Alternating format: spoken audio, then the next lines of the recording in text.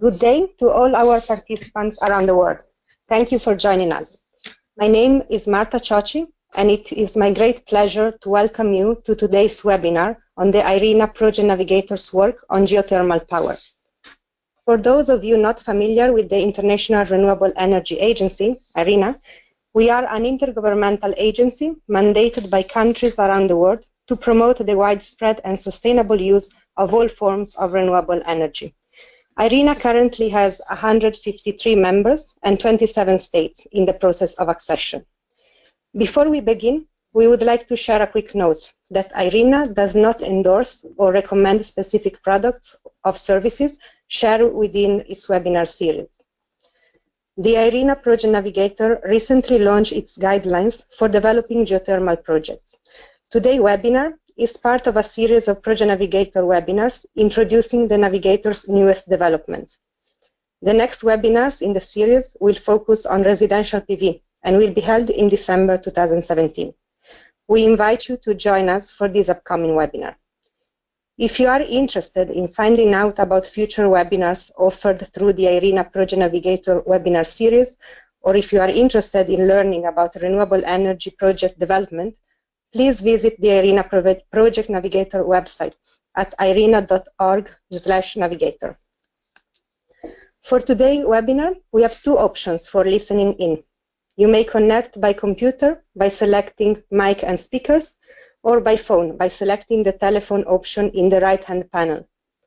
Should you face any technical difficulty during the webinar, please contact the GoToWebinar help desk at the number provided on your screen. Throughout the webinar, we will have two quick feedback surveys, one in between the presentation and one at the very end of the webinar. We encourage you to provide us with this feedback to help us improve our webinar series.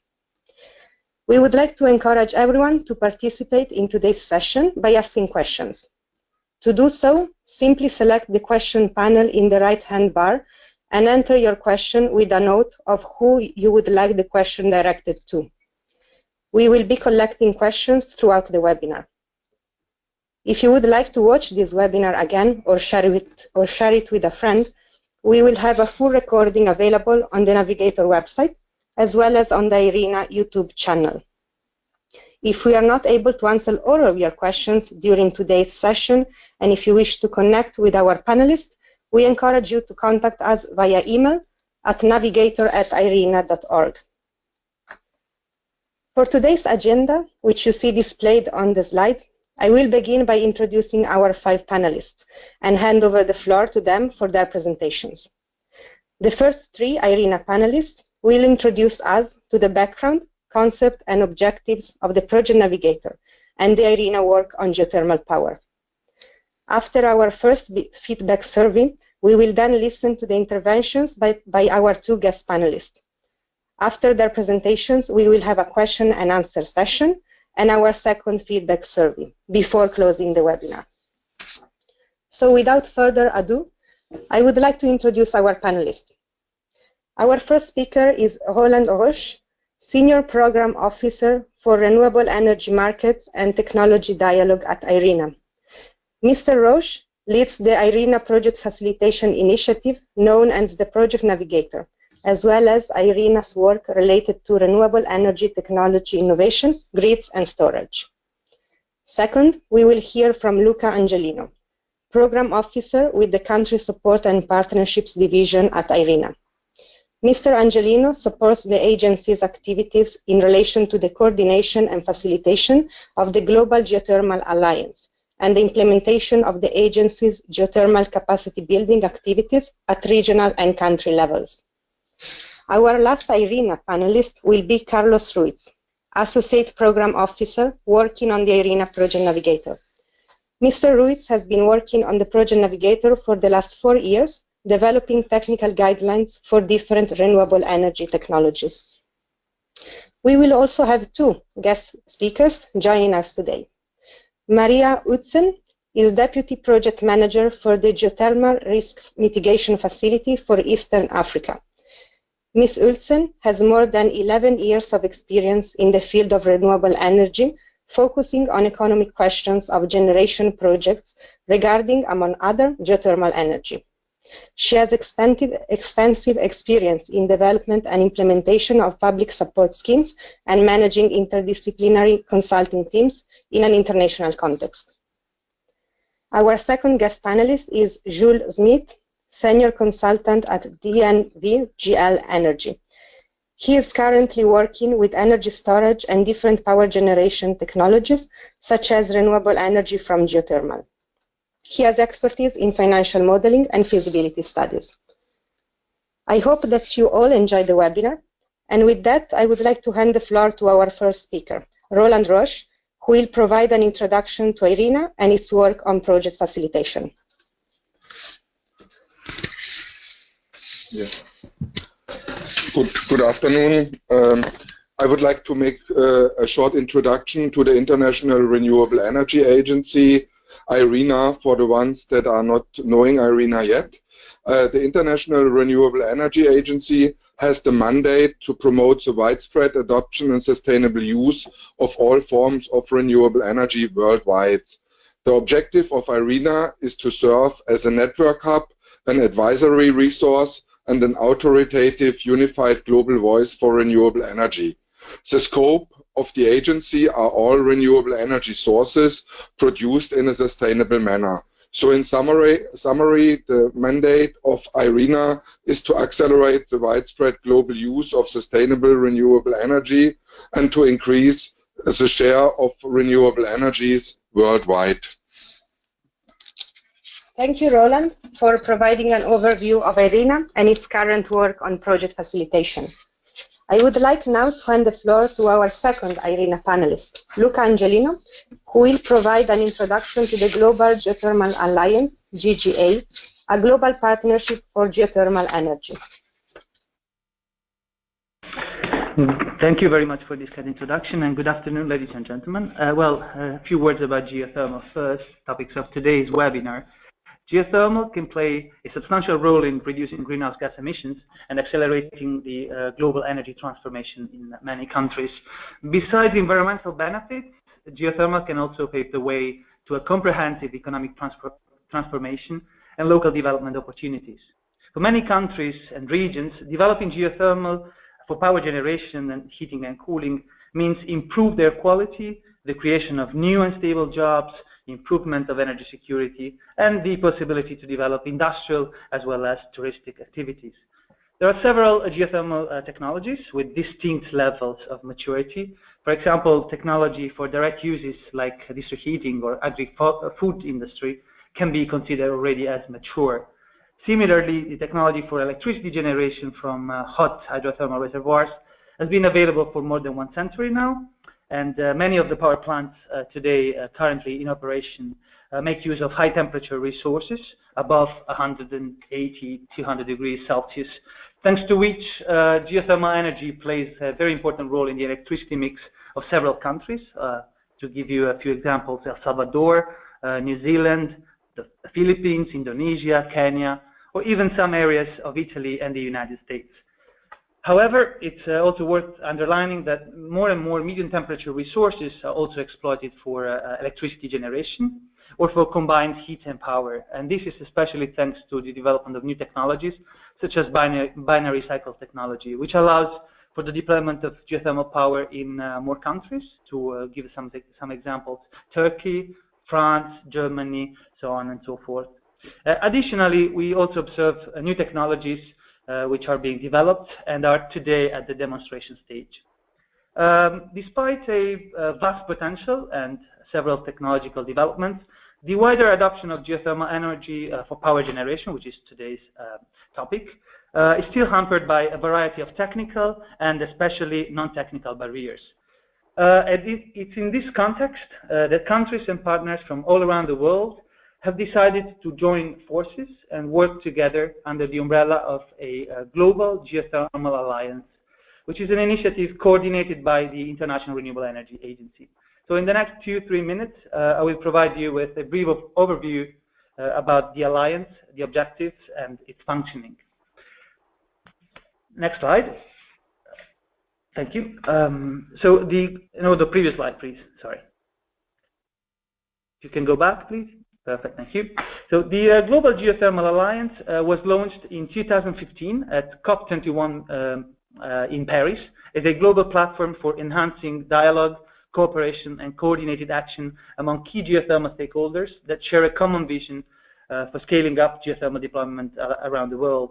And it covers both power generation and heating and cooling. Through a joint communique, which was adopted by its members at the launch, the Alliance members and partners committed to work together to create a more conducive investment environment to achieve an aspirational goal of 500% growth for power generation and to double the global share of geothermal heating by the year 2030. The activities are fully coordinated with existing structures. We try to be as simple as possible, and we also try to take advantage of existing programs and partners on the ground, so to benefit from synergies and complementarities. Neutrality and transparency in its actions are among the key funding principles of the Alliance. Next slide, please. So as you can see from this slide, since the launch in 2015, the Alliance has grown and has received more and more support. And today we have 42 member countries and 31 partner institutions from geothermal industry, multilateral and bilateral financing institutions, academia, and research. In this framework, let me stress that companies can be represented in the Alliance through national, regional, or international industry associations. And this is fully in line with the joint communique adopted in 2015. So here you can see all the countries and partners. Next slide, please. So after its launch, the focus has been on the operationalization of the Alliance. To this end, in May 2016, members adopted a plan of action, which is a product of a very intensive consultation process. This action plan identifies especially 4 areas of priority action that you can see here depicted in the slide. So the first one is the identification and mapping of geothermal resources for development all around the world, and the assessment of the current market status. The second is related to scoping of the needs for assistance to countries with transformative potential and a view to contributing to the removal of obstacles of policy, regulatory, funding, or capacity building nature. The third priority concerns supporting countries and regions around the world in the development of an effective enabling framework and associated mechanisms to achieve national objectives in terms of geothermal development. The last priority is the establishment of a robust global network of geothermal experts, so building always upon the existing networks. This network is very important, should be ensuring the representation of the Global Geothermal Alliance at energy and climate related debates, and also help countries moving forward with the implementation of the climate plans. Next slide, please.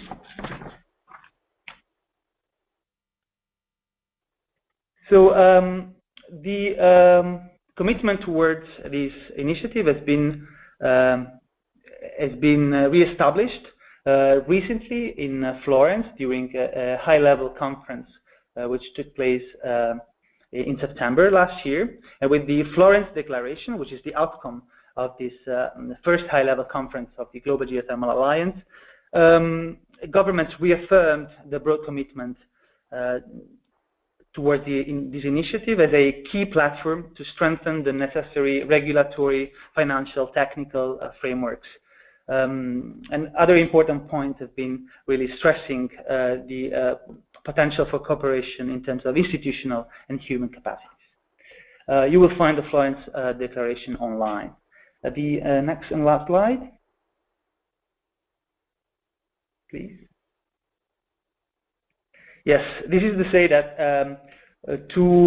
for you to see all the various tools and activities undertaken under the Global Geothermal Alliance, I invite you to visit the recently launched website, www.globalgeothermalalliance.org, to see all the material available and to find all the relevant information, and to see also what are the next steps and the next activities foreseen. So thank you very much for your attention. Thank you, Luca. Let me now ask Mr. Roche to provide us with a walkthrough of one of IRENA's project facilitation tool, the Project Navigator. Yes, I just would like to explain, while IRENA is working on tools like the Project Navigator and while IRENA has project facilitation tools. So the reason for this is there are some challenges to develop renewable energy projects. And in the early stages of IRENA, we were often approached from member countries, utilities in member countries, and project developers that delivered proposals for renewable energy projects to a multinational development bank or national development banks, or also to private sector banks. These projects have been rejected, and IRENA member countries from Africa, from small island development states, from Asia and other parts of the world contacted us and said they are aware that there are renewable energy potentials. There is also an understanding that renewable energy projects are now competitive also to conventional power technologies, and there are challenges to deliver bankable projects for renewable energy projects. So most countries know they have renewable energy potentials, however they lack the projects to achieve the desired deployment. The conditions in some countries are inherent, translate into high costs and financial risks for renewable energy project developments. Stakeholders involved in a project, like the utilities, like the project developers, lack the knowledge in how to complete a bankable renewable energy project proposals. All this leads to higher project development costs and also to higher risk of project failures. Also, the securement process and the financing options themselves were not transparent to the IRENA member countries. So that's why IRENA took the initiative. The IRENA Project Navigator now aims to strengthen the project development base, enhance the quality of proposal, reduce the entire development costs for renewable energy projects, and increase their bankability, attracting better financing conditions. The next slide, please. To deal with these challenges, IRENA has developed a suite of project facilitation tools, which I would like to introduce with this slide. So the first initiative we had was the IRENA Global Atlas, an online geographic information platform designed to provide assessment and mapping data covering solar, wind, bioenergy, and geothermal and marine energy resources. The second tool is what is in detail presented here in this webinar. This is the IRENA Project Navigator. The IRENA Project Navigator is an online platform providing easily accessible and practical information, tools and guidance to assist in the development of bankable renewable energy projects. Then IRENA has created and set up globally, meanwhile, the IRENA Sustainable Energy Marketplace. The IRENA Sustainable Energy Marketplace is a virtual marketplace connecting renewable energy project owners, financiers, investors, service providers, and technology suppliers. The idea is to create a marketplace which is able to create the matchmake between ready for finance projects and bankers and other potential investors into these renewable energy projects. Last but not least, equally important, is the IRENA ADFD cooperation on the IRENA ADFD project facility. This is a joint financing facility of the United Arab Emirates and IRENA, dedicated to finance renewable energy projects recommended by IRENA in developing countries. The ADFD is doing financing in cooperation then with other financing institutions to deal with difficult renewable energy projects in some developing countries. Next slide, please. As introduced already, the IRENA Project Navigator is a platform which provides a 9-steps approach in how to develop a renewable energy project from the idea to the implementation and also to the decommissioning of the renewable energy project.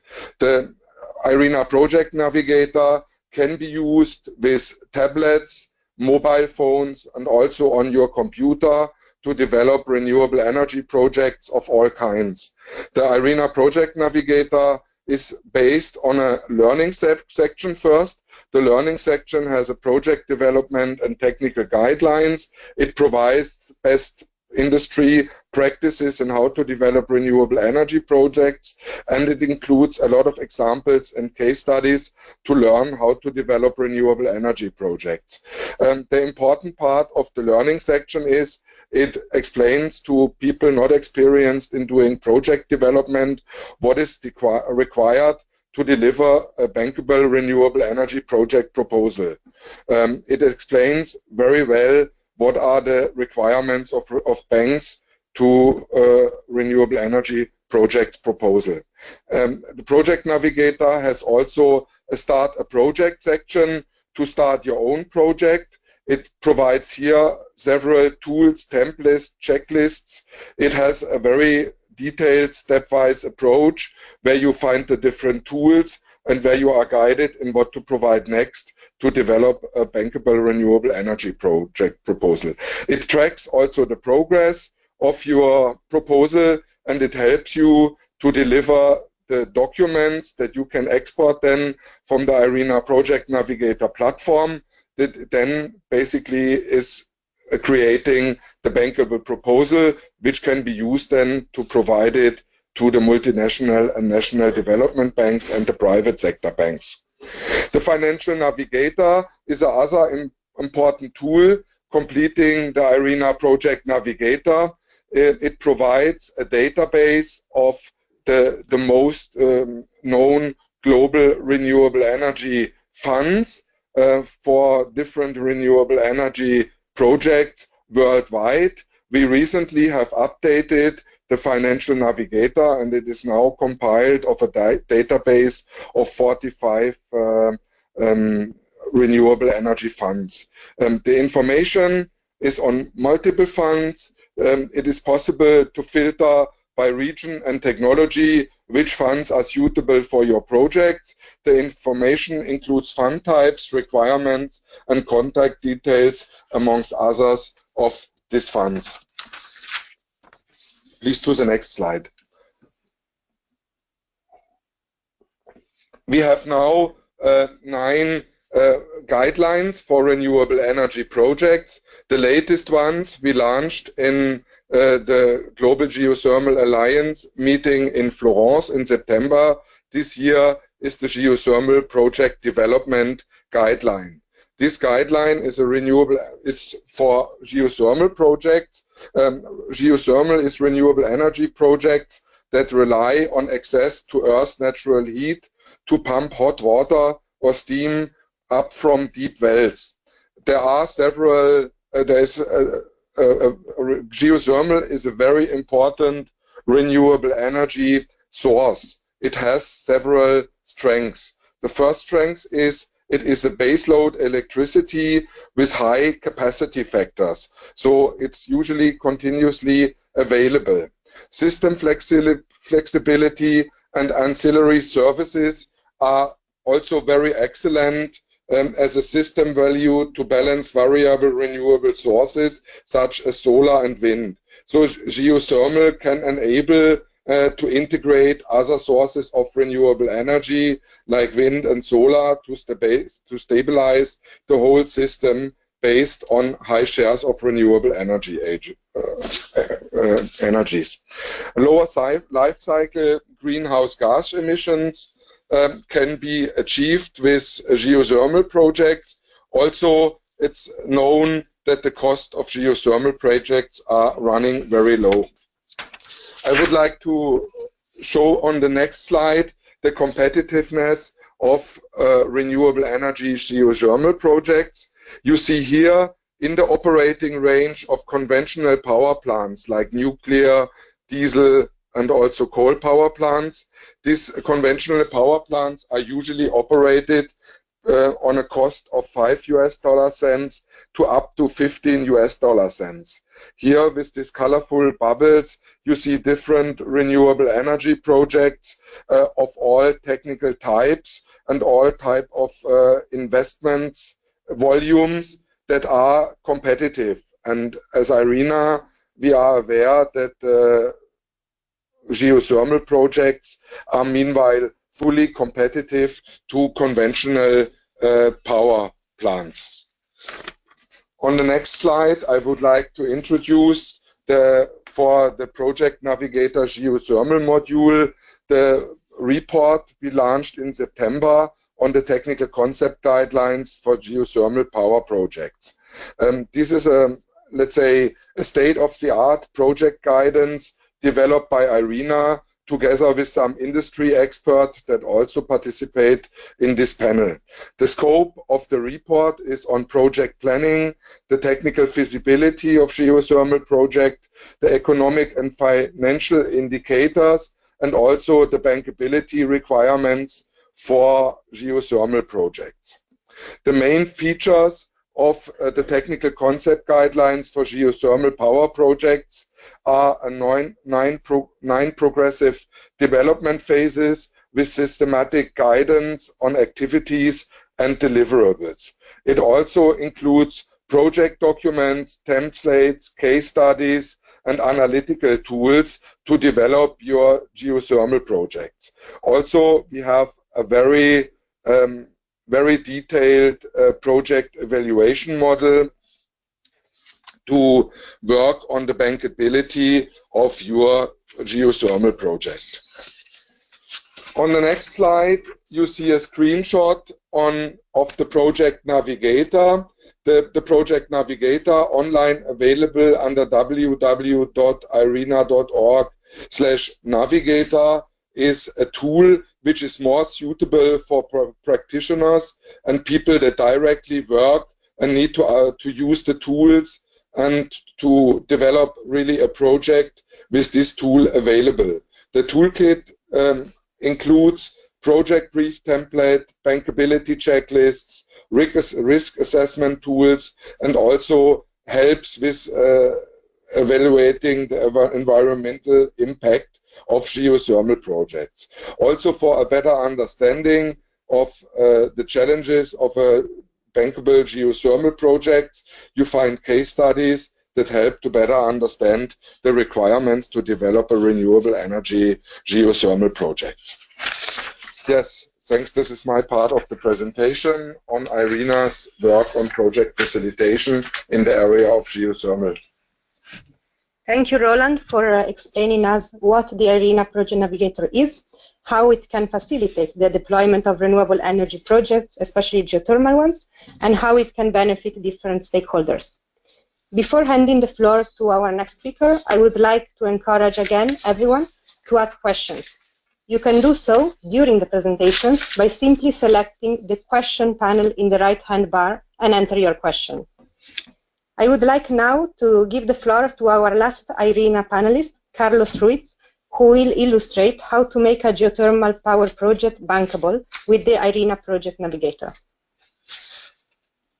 Thank you, Marta. So, hi, my name is Carlos Ruiz, and as Marta mentioned, I have been working for the last few years on the Project Navigator, and more specifically on developing technical guidelines on how to develop bankable projects for diverse renewable energy technologies. And today I will briefly walk you through the project development process that we established in our new guidelines for geothermal power projects. So the first thing I want to show you is this slide, and what I want to point out is here you can see an overview of the development process established by the Project Navigator, and if you're familiar with the Navigator, you should know that it covers from the very early stages of a project to the very late stages when the project lifetime has come to an end. The process is established by the Navigator. The process, that we established with the Navigator is the same across the different technologies. However, for geothermal, there is one big difference, and this is that compared to the other renewable energy projects, we have a larger number of decision checkpoints. So usually for the other technologies, you have one decision checkpoint where you have developed your project and it's time to go ahead and make an investment decision. While in geothermal, it's a bit more complicated. So you have this first checkpoint after the screening phase when the developer needs to decide whether or not to go ahead with investing in a surface exploration campaign on a particular site. Then the second checkpoint comes after the selection after the selection phase, when it's time to secure financing and prepare for exploration drilling, which, as you know, is a very costly activity. And then the third checkpoint comes after the development phase, when it's time for the developer to prepare for the production drilling and the construction of the plant, which are the most costly activities of the entire process. Now, before moving on to the process, you will be hearing me speak about geothermal resources and geothermal reserves, and it's important to clarify that I do not use these terms interchangeably. So to say it out simply, so when I talk about resources, I refer to the part of the geothermal system which is technically exploitable, while when I mention reserves, I talk about the share of these resources which is economically exploitable. So this slide shows one particular classification, but of course there are others. So now I will start with the process, and I will not go into too much details because we don't have much time, but I will go phase by phase and sort of guide you through the process of that we suggest in the Project Navigator. So we start with the identification phase, where the developers collect and analyze data to identify the existence of geothermal resources and to identify a potential project location. At this stage, it's also important to identify a potential market and also to identify the stakeholders. And finally, to become familiar with the regulations that are in place. So at the end of the identification phase, the project developer should be able to infer the existence of geothermal resources by compiling maps, reports, and other literature.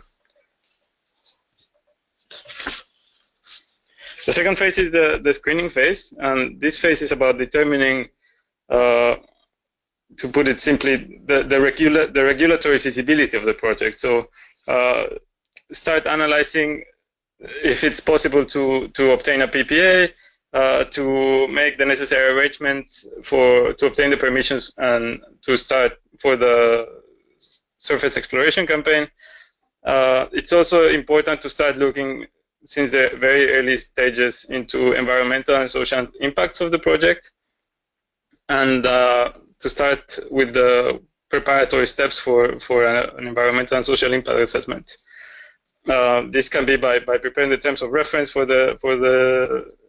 this study, or a scoping study, or an environmental and social management plan. It's important that the developers incorporate environmental and social aspects throughout the entire development process. So I might not be repeating this constantly, but it's very important that at each phase environmental and social aspects are considered and incorporated into the plan of the project.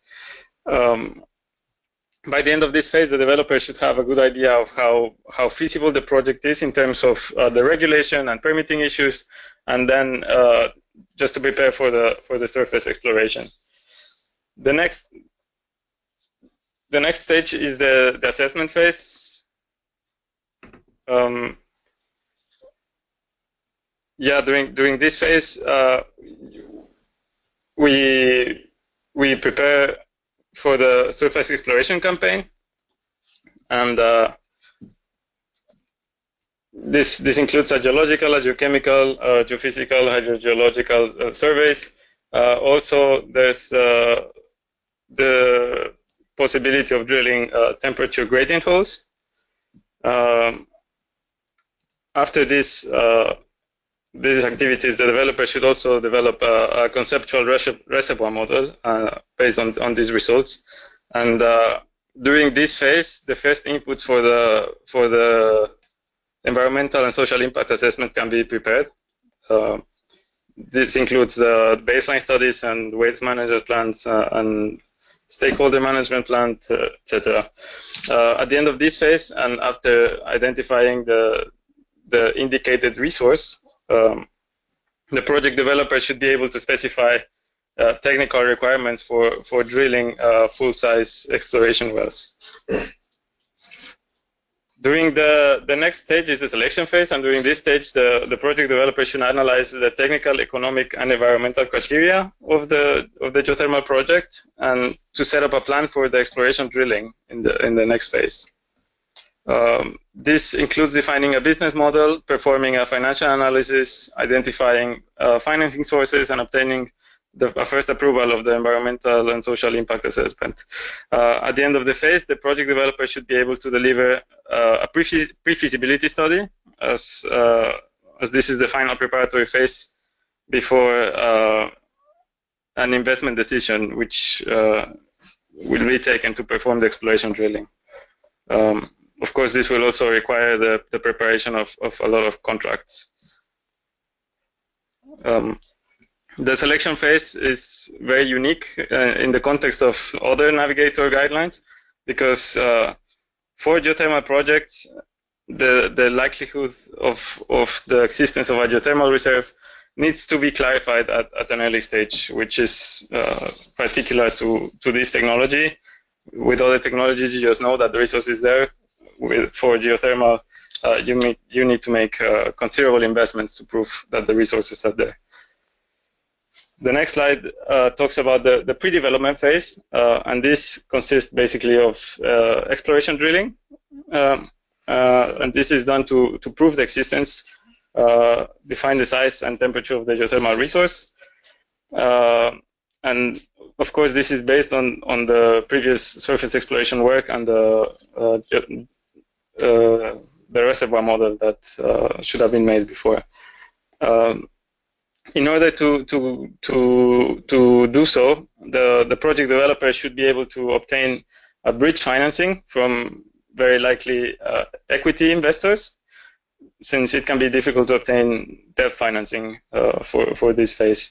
At the end of the phase, the project developer should be able to confirm the magnitude of the resources, and just prepare for the next stage, which is the development and preparing and finalizing the project before construction. So once the presence of the resource has been confirmed, the developer should prepare a detailed technical and economic feasibility study. This is done in this development phase, and this will basically serve as a basis for the preparation of the tender specifications for the well drilling and for the power plant construction. At the end of the phase, the project developer should have finalized the environmental and social impact assessment, and should also be able to create a proper business plan in order to secure the financial closure for the drilling and the construction of the power plant. Of course, this is first before having estimated the size of the accurate geothermal reservoir. So once the financing is obtained and we sign the contracts and we move on to the construction phase, before going into this phase, I will just clarify that the project navigator itself is meant to assist project developers in the preparation of the projects. So it's not, strictly speaking, meant to help them during the construction, operation, and decommissioning phases. We will not find practical guidelines on how to conduct the construction or how to conduct the operation, but we basically cover important aspects that should be looked at in advance while preparing the project for financial closure. So with that said, during the construction phase, the project developers will have to manage, of course, the construction works, which include the drilling of production and reinjection wells, and also manage the engineering, the procurement, and the construction of the power plant equipment. This is also the time to recruit and train personnel for the power plant, and this phase ends with the testing and commissioning of the power plant, which would mean that the wells are ready to be exploited. So the next phase is the operation phase. During this phase, it's just important to ensure that all O&M activities are performed up to standard, and the objective is to minimize unforeseen power plant downtime and maintain the foreseen capacity factor. So it's important to have in place a monitoring plan to monitor not only the output of the power plant, but also to keep in check the social and sustainability indicators, and of course the costs, so making sure that everything is on budget still. The adoption of best practices with respect to safety measures, equipment operations, safe working procedures, and also reservoir management will be key to successful project implementation.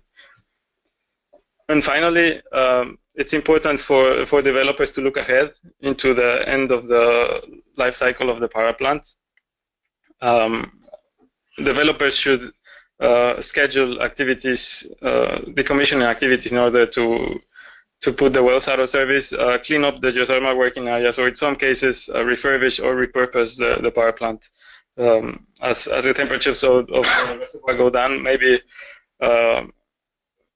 the site is not good for power production anymore, but it might be good for heating production, for heat production, sorry.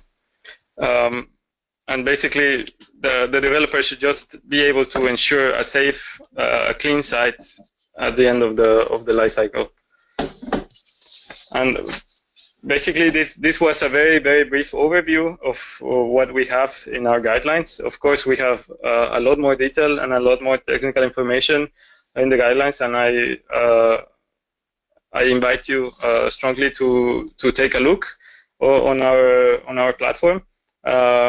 This is the last slide, and I would just like to highlight that together with the process and the guidelines that we have also created different tools and templates to complement the development of the project, and these include case studies, a project evaluation model, risk assessment tools, bankability checklists. I think Jules will talk about bankability later, and yes, that's it for me. Thank you very much. Thank you, Carlos, for this insightful presentation on the technical concept guidelines and the bankability requirements for geothermal projects as developed by the IRENA Project Navigator. Before I hand the floor to our guest panelists, we would like to kindly ask that you answer a very short survey about today's webinar in order to help us improve our webinar series. You will see a set of questions pop up on your browser, and you will simply need to select your choice. Thank you very much in advance for your feedback on this survey, which has just been launched.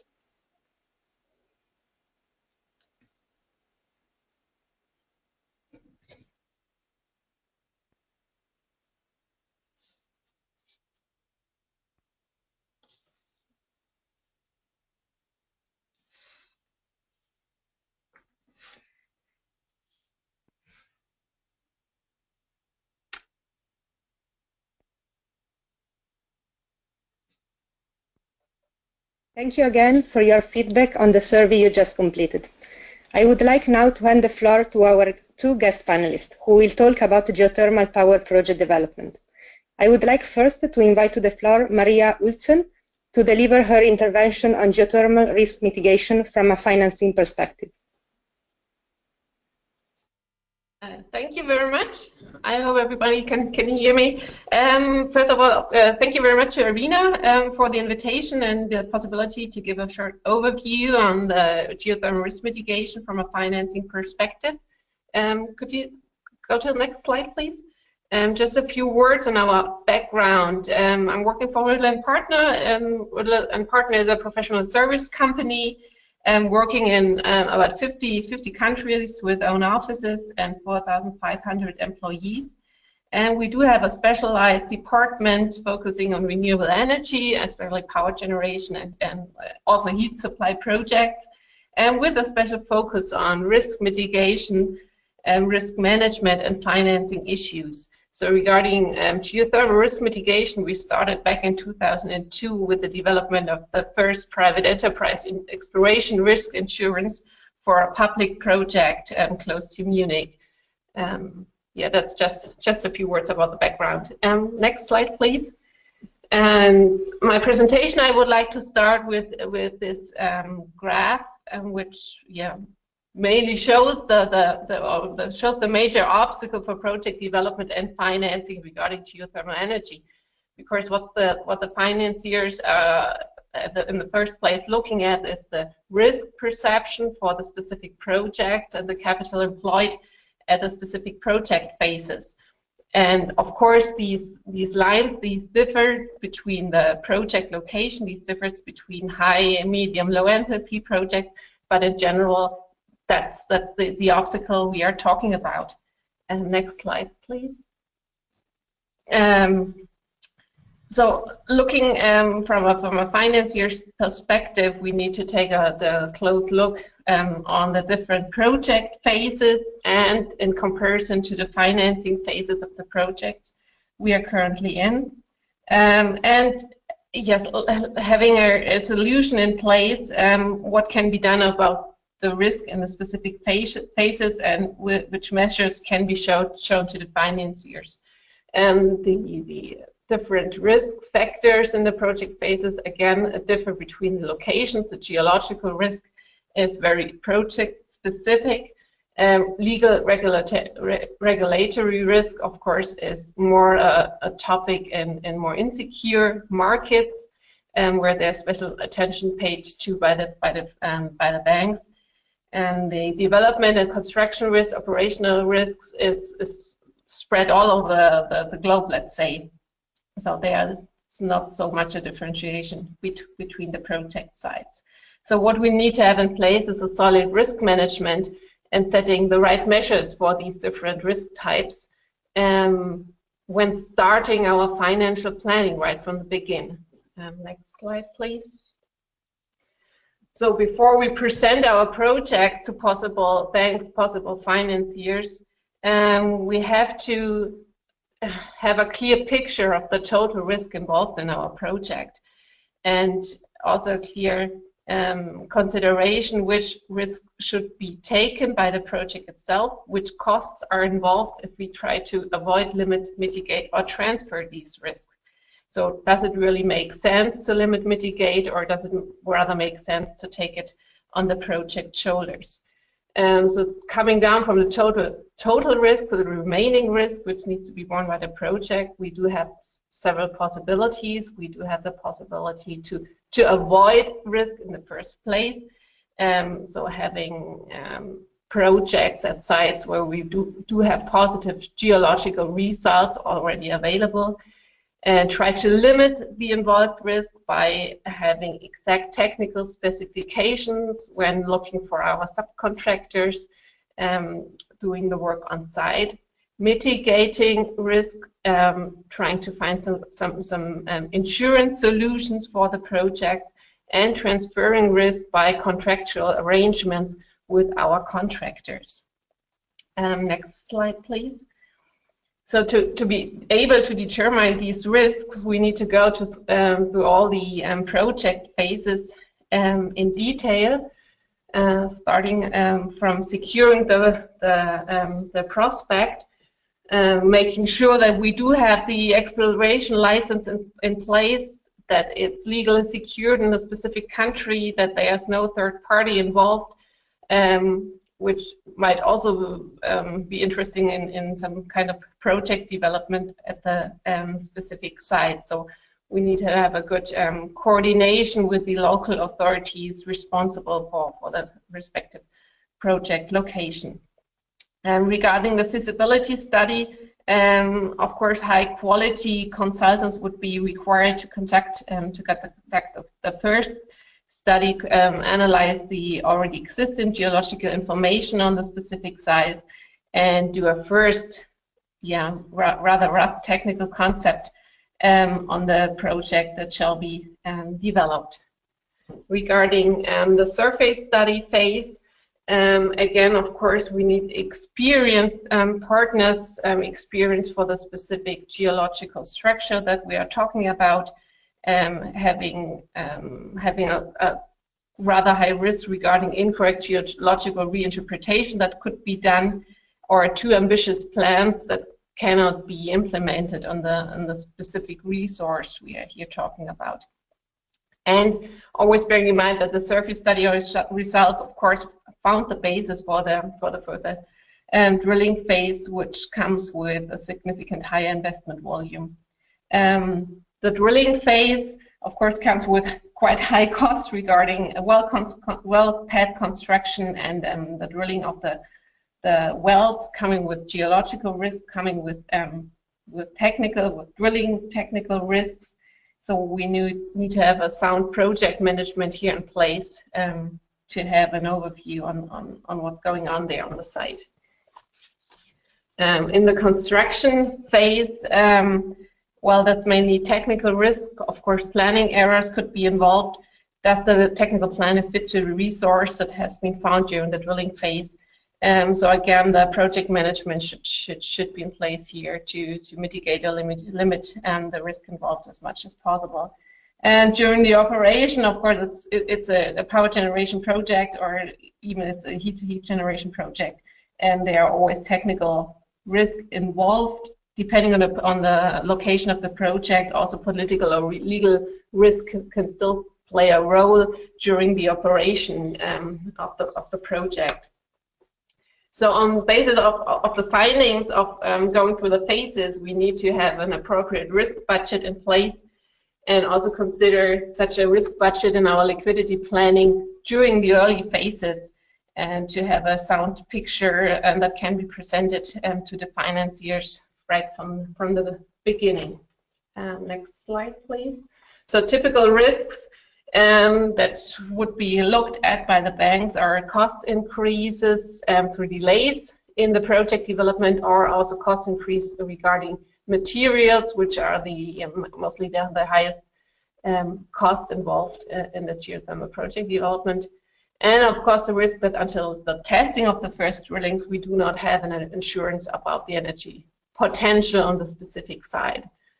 So minimization of costs and the risk involved, of course, is the highest priority starting a project. And we need a sound coordination between the well construction, the tender specification, the technical specification, the contracts, which risk shall be borne by the project developer, which risk shall be borne by the contractors, and checking out the possibility which insurance concepts fit to the specific project. So one example, of course, is the exploration risk insurance. Next slide, please, which is not available for all countries and all locations. Main obstacle in this context is that the probability of success needs to be determined, the success needs to be determined, and the possibility of success sufficient data needs to be available to conduct such a POS. So this is not the case for all countries and not the case for all locations. But what we did here for the project in Unterhaching is determining the exact point where the project is still profitable regarding temperature and flow rate. So in the specific rate, the project can be determined to be successful. If it's below, it's unsuccessful, or partially, if it's in between, partially successful. So there we can determine a specific point where you reach a minimum return if it's a electricity and heat supply, or of course only electricity supply, and a minimum return on invest regarding only heat supply. Next slide, please. Further examples, of course, regarding transferring partially the risk involved in the early phases are risk mitigation facilities. So one is available for Eastern Africa. There's a whole list of countries, 11 in total, which has the objective to encourage public as well as private investors to develop geothermal energy projects for Eastern Africa. Next slide, please. So what would be covered under this mitigation facility? The facility offers direct grants for surface studies up to 80%, direct grants to the first 3 exploration drillings, 40% grant, and a continuation premium for further testing, feasibility studies, etc., a 30% grant share. So this would directly substitute equity or high-cost venture capital in the early phases. So the fund is filled with about $100 million US. We have currently 24 projects in the pipeline that are aiming to be supported. 4 application rounds are finished, so it's a kind of a tender procedure behind this facility. And the 5th application round is currently ongoing, so there's still a possibility to apply for funding in the 11 countries mentioned the slide before. Next slide, please. And there's another facility available on the market. It's like the sister program to the GRMF. It's the Cheetah. It mainly has the same focus as the GRMF, but it has a slightly different funding structure. It funds surface studies by a 40% grant. It funds the first 3 exploration drillings also by a 30% grant, but that's contingent. So meaning that if the drillings are successful, the resource can be exploited, then 80% of this grant needs to be repaid, and the refinancing is possible until under investment financing lines. So these financing lines are in place to finance the wells 4 to 8 to really have a bankable project that can receive kind of normal project financing on the capital market, showing the feasibility of the project after having 8 wells and high enthalpy resources drilled. Next slide, please. Regarding just one short hint regarding private equity, we do have our, let's say, dating platform available. It's called Renarex, Renewable Energy Exchange Platform. So their project development can post their projects. We have 60 investors registered on the platform, which are looking to invest into renewable energy projects worldwide. So there, next slide, please. Sorry, I'm already coming to my conclusion. So for the financing planning of a geothermal project, we need to consider all project phases right from the beginning and have a solid risk management in place to satisfy the needs for all financiers. Of course, there are specific measures that needs to be taken depending on the specific phase we are talking of, and funding programs as well as insurance products. We should definitely have a closer look when starting a project. So hopefully the project structure and location fits well into one of these projects and products that are available on the market, to finally lower our financing costs and therefore lower the LCOE involved in the project. Thank you very much for your attention. Thank you, Maria, for your intervention.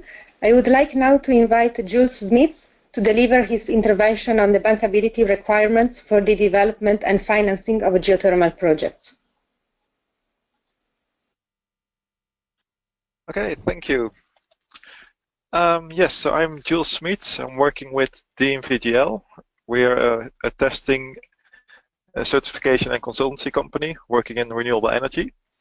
And I'll tell a bit more about the bankability aspects of geothermal projects.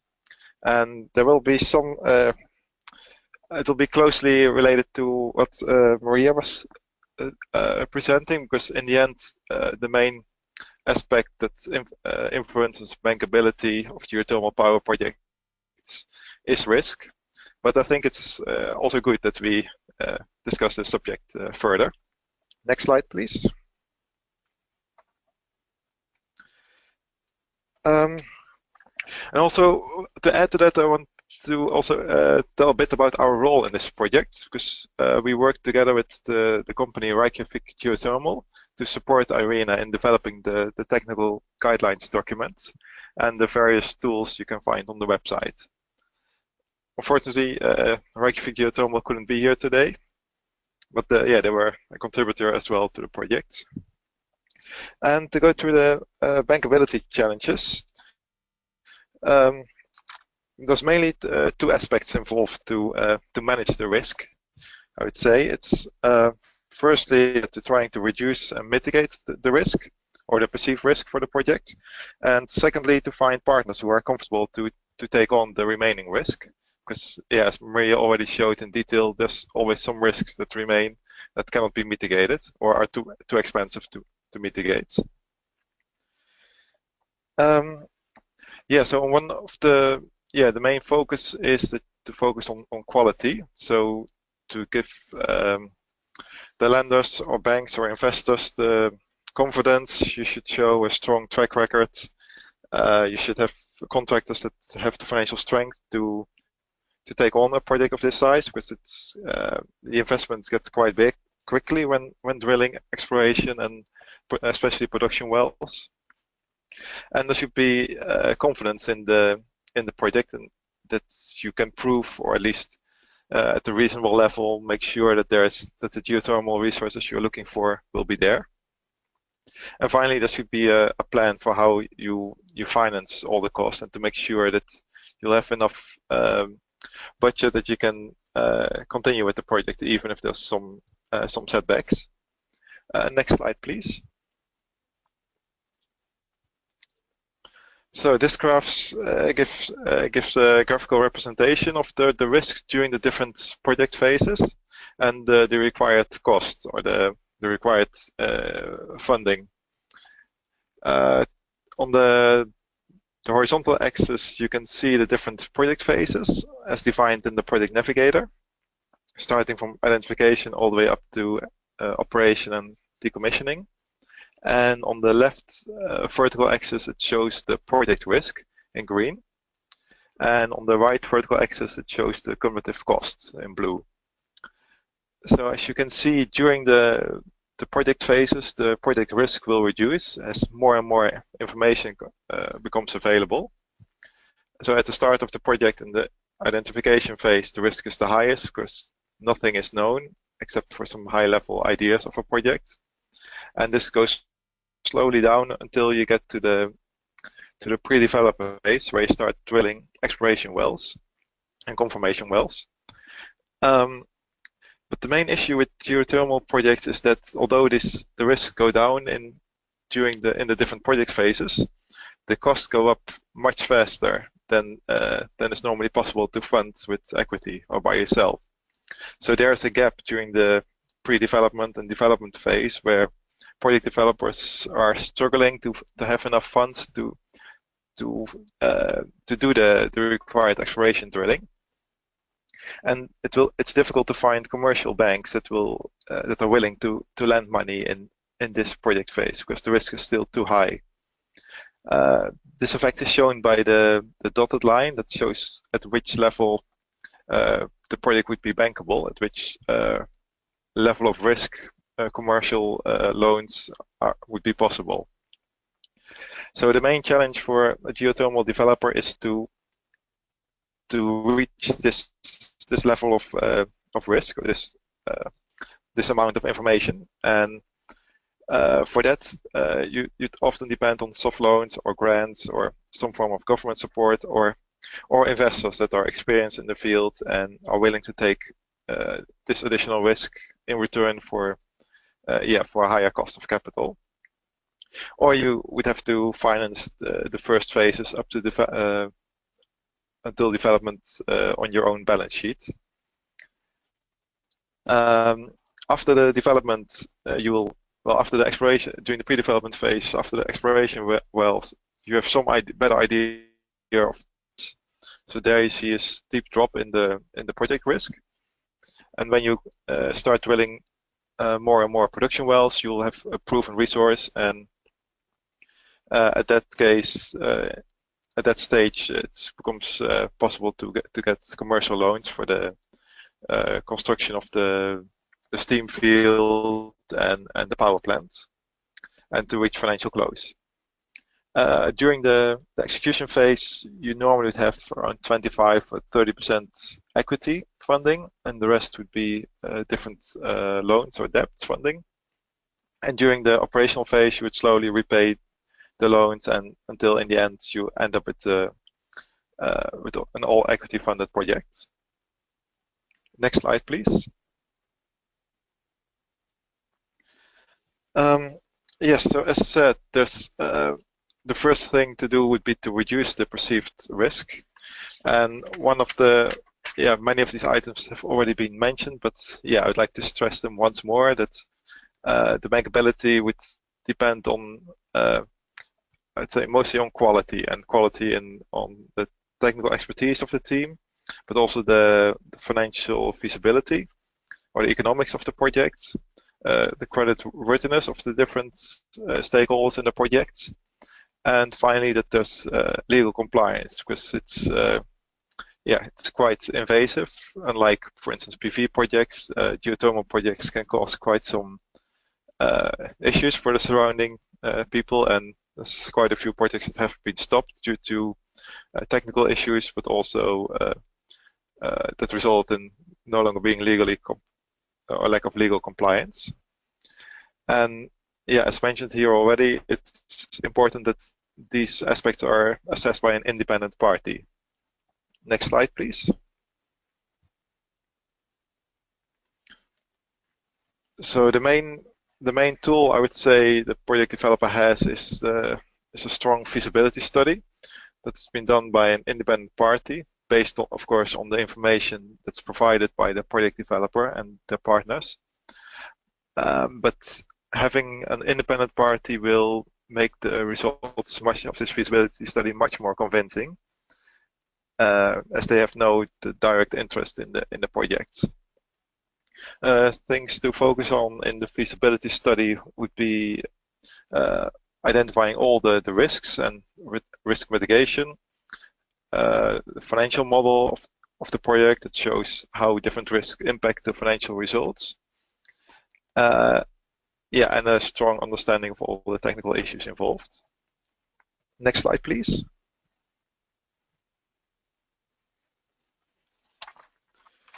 And finally, there's quite a few agreements that are really crucial to obtain before you would reach bankability.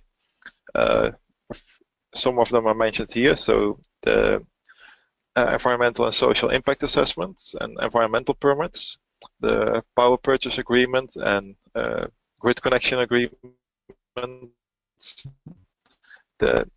that those agreements make sure that you can connect to the grid and you're able to sell the generated power.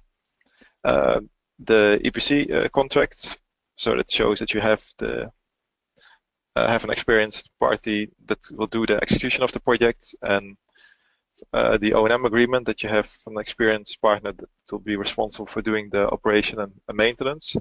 And finally, different government guarantees that are likely required to make this project bankable. Next slide, please.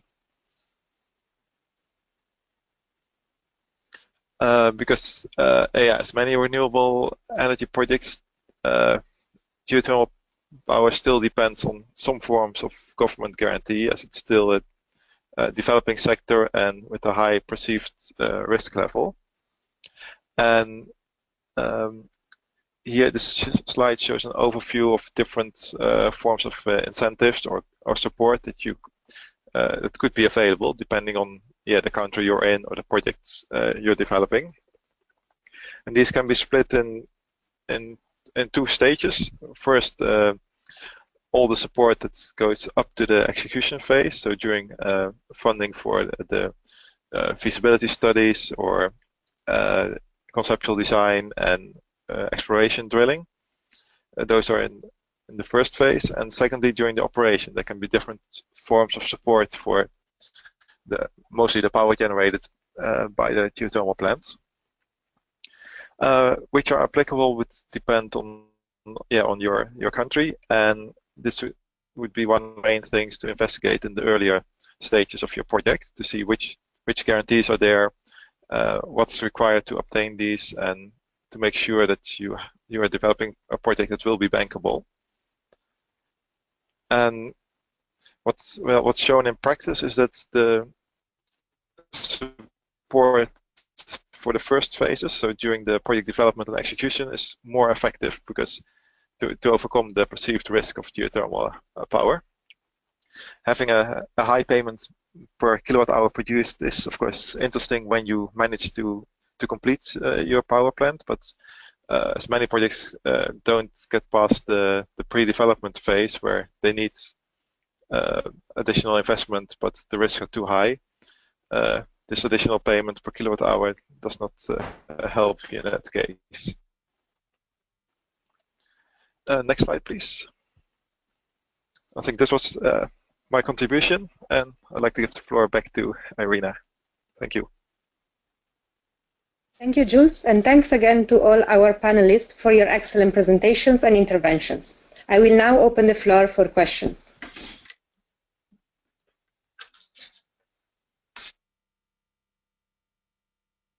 Hello everyone, this is the Q&A session. So throughout the webinar we had many participants providing questions, and we thank you for that. Although we will answer some of the questions right now, we will not be able to answer all the questions. So after the webinars, we'll send a list of questions, and we'll try to provide certain answers. I will start with the first question that was addressed to Mr. Luca Angelino regarding the Global Geothermal Alliance. The questions, Mr. Angelino, was about how does a private company from a non-member country can join the Global Geothermal Alliance, and whether IRENA can be a stakeholder in a project under the Florence Declaration. Thank you for these questions. Well, the first answer is that any company can join the alliance as a partner, but only through a regional or national or international geothermal industry association or any industry association. So companies cannot be represented individually, but through industry associations. And this, the final decision based on the joint communique that I mentioned in the beginning, will be on the members of the alliance. So if any member, all members agree, companies can be represented, but always through industry associations, and this regardless whether the member countries are partners, are members of the alliance. So if one member country, a member state, is not member of the alliance, still the National Industry Association can be represented. And IRENA is cannot individually support a given project. So for any project developer that requires advice, for example, the suggestion would be to contact their industry association or their government, and either the government or the industry association can contact IRENA or the Global Geothermal Alliance. Thank you very much, Mr. Angelino, for this qualitative answer. We will now move to the second question that was addressed to Mr. Roland Roche. The question was, how does geothermal provide benefits to balance variable energy sources? Yes, from recent studies and work IRENA did on grid stability and stabilizing electricity systems, and to integrate variable renewables in existing electricity grid systems.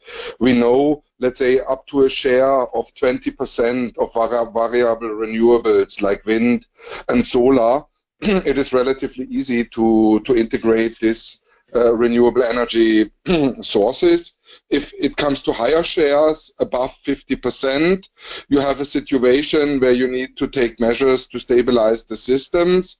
There are different ways in doing this. A possibility is to have demand response systems in place, to do load shedding, and also you have the possibility to add storage to the system to stabilize the systems to deal with these variable renewables. In the case of geothermal, you have and add a baseload electricity to the system with a very high system flexibility, and that helps you to deal with the variability coming in from wind and solar to stabilize, let's say, when wind is not available or solar is not available, to basically breathe with the geothermal system to balance this variability. So in all over, a geothermal power plant on a base load size and with a high system flexibility can stabilize an electricity grid, as for example nowadays a CCGT can stabilize the system. Thank you very much, Mr. Rush, for this answer regarding balancing variable renewable energy sources. The next questions was directed, to Ms. Hulsen. The question was, in terms of risk management, what are the essential components of a geothermal resource assessment study? Yeah, thank you for the question. Of course, in general, also from a financing perspective, geology always leads. So what needs to be done in terms of a geothermal resource assessment is always very project specific. So all geochemical studies, such also gravity surveys, seismic, magnetic surveys, etc., that needs to be done to come up with a conceptual model of the resource, which enables finally the siting of the well needs to be conducted from a geological perspective. But what should also always be borne in mind is that it's not only about the geology when it comes to financing. So we do need to know whether there's an off-taker in place, whether the grid connection is possible. We need to consider environmental and social aspects. Are there any barriers that can be identified on the specific location? Is the infrastructure in place to conduct the survey and in the end to build the well pads and to enable the drilling, etc. So all this needs to be combined to make up a real feasibility study, and on the geology, of course, is the main part, but we should not only focus on the geology. Yeah, I hope that helps a bit. Thank you very much, Ms. Wilson, for this answer. Also, may I add that in the technical concept guidelines, we try to outline also the requirements or the typical, let's say, questions that lenders and investors could come with this particular question of resource assessments. The next question was directed to Mr. Jules Smets from the NVGL.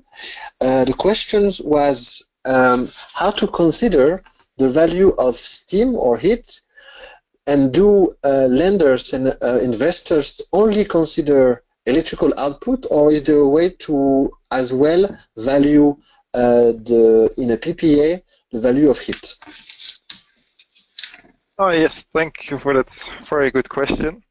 Yeah, in the presentation I focused on power, mostly to make it simpler. But yeah, definitely heat is often also one of the products produced by a geothermal plant. And yes, it would also have a value. It would depend if it could be hot water that's being produced for a district heating system. And in that case, you would have an agreement with the district heating operator. You'd measure the flow and temperature of the hot and cold water, and you would agree on a way to calculate the value. And the same for steam. You would measure the steam flow or the distillate return flow and the steam parameters, and you'd have an agreement with the off-taker on the value of that steam. So yes, definitely it can have a value. Thank you very much, Mr. Smith, for this answer related to let's say the heat value for or how to value those.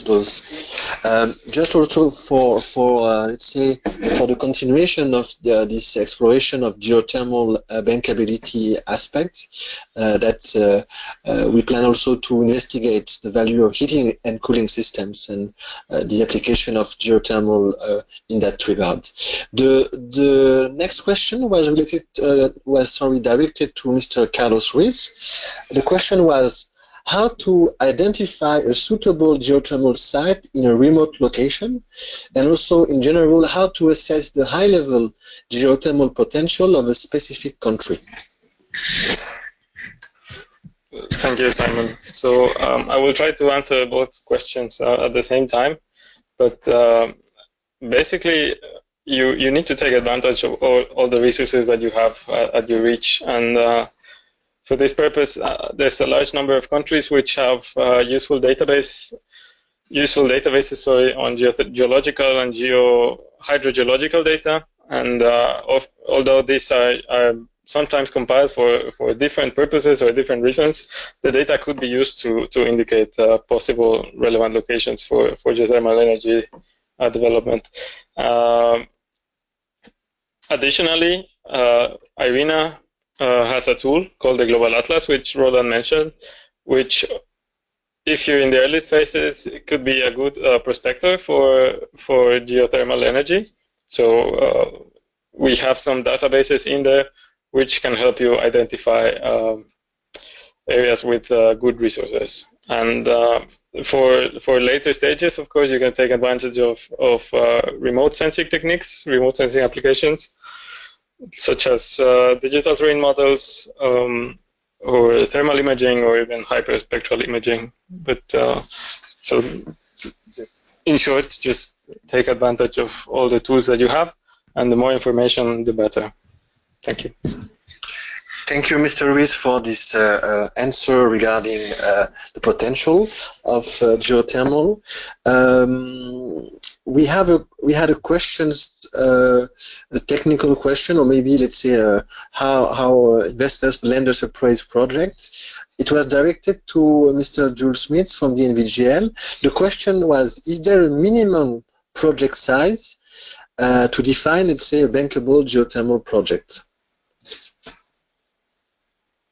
I wouldn't say not necessarily a minimum, but the problem is more that the cost gets higher and higher, so the transaction cost, because the bank would need to investigate all the risks of the project, and because geothermal projects are quite complex, this becomes quite expensive for smaller projects. So yeah, it would be an economic consideration. At some point, probably below 1 megawatt, it becomes too expensive to do all the required studies, and then it would be better to finance it on your own, or find a different way of financing the projects. Thank you very much, Mr. Smith, for this clarification. We had a question relating to let's say the project facilitation benefits of the Project Navigator, and the question was directed to Mr. Roland Roche. The question is: can IRENA provide trainings regarding geothermal project development? Yes, thanks for the question. I clearly have to say the IRENA project facilitation work, and especially the IRENA Project Navigator, has a capacity building component.